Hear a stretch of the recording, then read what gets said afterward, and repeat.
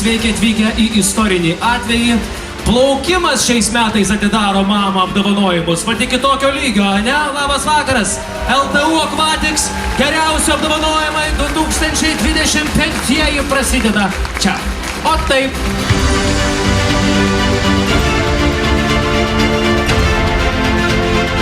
Ir metų komanda yra 4x100 metrų laisvės stiliumi Tomas Nalikonis, Tomas Šliukas, Danis Juška ir Danas Rapšys.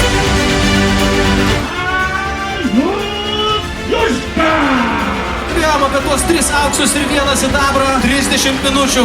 Tiek reikėjo iškovoti 2 aukso medalius. Metų sportininkų kita. Lina Meterė.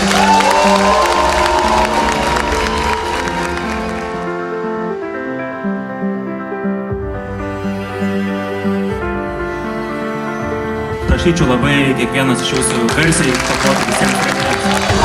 Metų treneris Kęstutis Stepanavičius.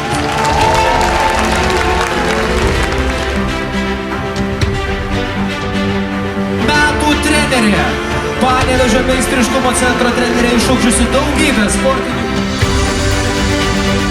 Metų meistru tampa Edgaras Štura. Sveikinimai. 2 kartus Europos meistrų čempionato rekordą gerinęs ir 5 medalius per čempionatą iškovojęs meistras Edgaras Štura.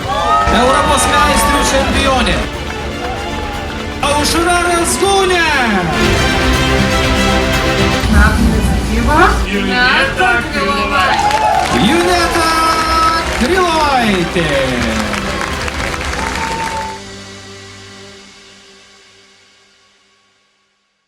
Iškilmingiausiai skambanti nominacija, kur apdovanosime net 2 žmonės, o nominacija tokio tipo renginiuose visada yra desertas, nes tai yra už viso gyvenimo nuopelnus skiriami apdovanojimai žmonėms, kurie padarė daug, kitą kartą netgi per daug, pamiršdami save vardan tos Lietuvos. Sigitas Skarelis, ponios ir ponai. Va dabar jau taip ir oficialiau kreipiuosi į jūs.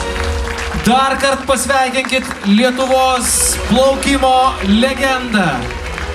Apdovanosim dar vieną sporto legendą už nuopelnus sportui. Legendinis vandens sporto šakų asas, pats super šuolininkas Kęstutis